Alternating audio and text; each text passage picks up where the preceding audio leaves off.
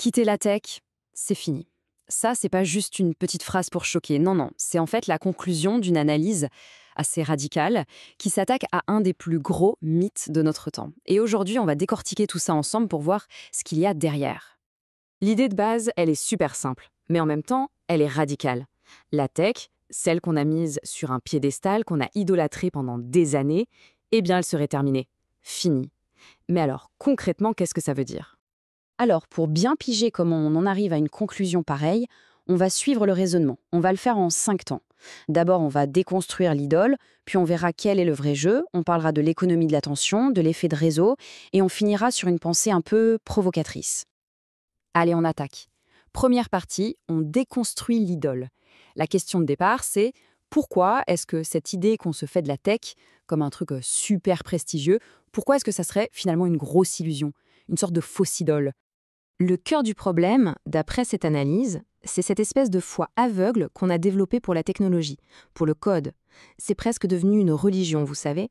On y croit dur comme fer, mais souvent sans vraiment se demander ce qui crée de la valeur au fond.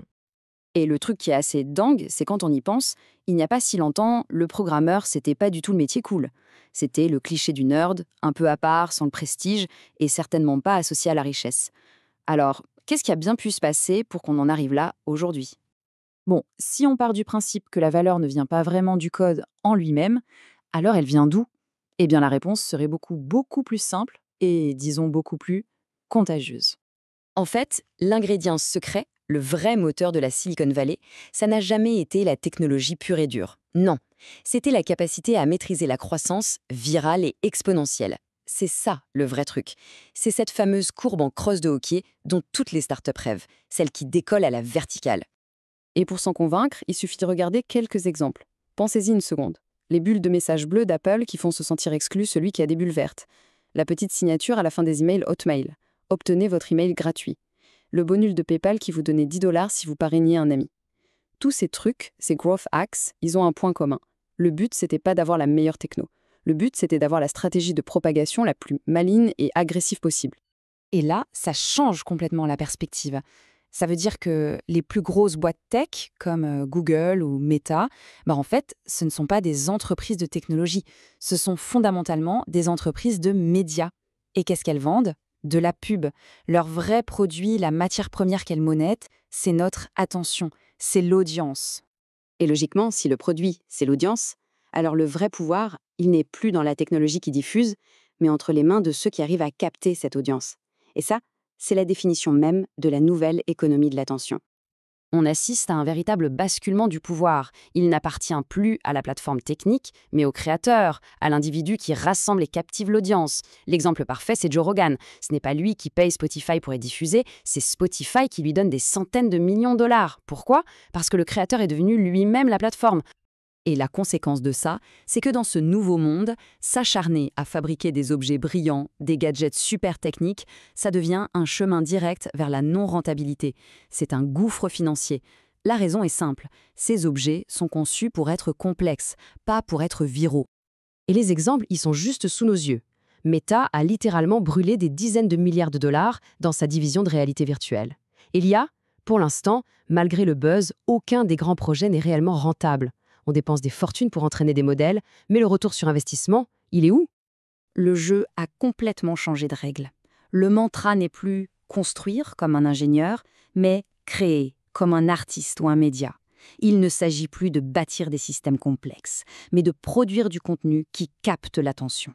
Et ça, ce sont deux métiers, deux compétences radicalement différentes. Pour être concret, ça veut dire qu'on passe de l'ancien jeu, celui des analyses de données, des métriques, des tests A/B où on cherchait des gains de 1 ou 2%, au nouveau jeu. Et le nouveau jeu, c'est quoi? C'est devenir viral, c'est passer sur le bon podcast, c'est chercher des changements massifs, pas des petites optimisations. Et le retour sur investissement de tout ça, impossible à mesurer.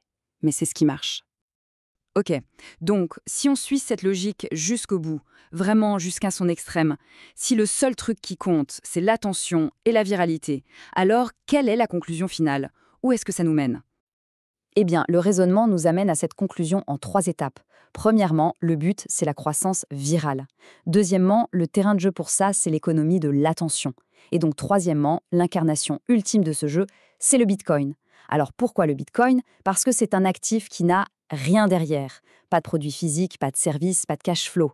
Sa valeur ne repose que sur l'effet de réseau, sur l'attention et la croyance collective. C'est la viralité à l'état pur. Et cette logique, on la voit déjà déborder dans le monde de la finance. On assiste à une sorte de course pour tout mettre on-chain. Qu'est-ce que ça veut dire? Ça veut dire prendre tous les types d'actifs, des actions, de l'immobilier, des œuvres d'art, et les enregistrer sur une blockchain pour que n'importe qui puisse les échanger 24 heures sur 24, 7 jours sur 7. Et dans cette nouvelle compétition, qui gagne? Eh bien, pas forcément le plus complexe. La bataille se gagne sur la simplicité d'accès. Si on regarde Robinhood, par exemple, ils semblent mieux s'en sortir que leurs concurrents, non pas parce que leur technologie est plus avancée, mais parce que leur interface est super simple, super claire. Ils ont compris que le jeu, c'est de réduire la friction. Mais après avoir parlé de tech, de finance, de viralité, toute cette analyse nous amène finalement à une question bien plus profonde, beaucoup plus personnelle. Au bout du compte, quel est le véritable objectif de tout ça? Et c'est là que le raisonnement prend une tournure inattendue, avec cette pensée qui est assez dévastatrice quand on y réfléchit. Chaque seconde passée devant un pixel est une seconde perdue. Pensez-y. Le temps qu'on passe à scroller sur un écran, à coder ou même à regarder les chiffres de son compte en banque monter, tout ce temps-là, c'est du temps passé à se préparer à vivre. Ce n'est pas du temps passé à vivre réellement. Ce sont des moments qui s'envolent, sans créer de vrais souvenirs, sans vraies sensations.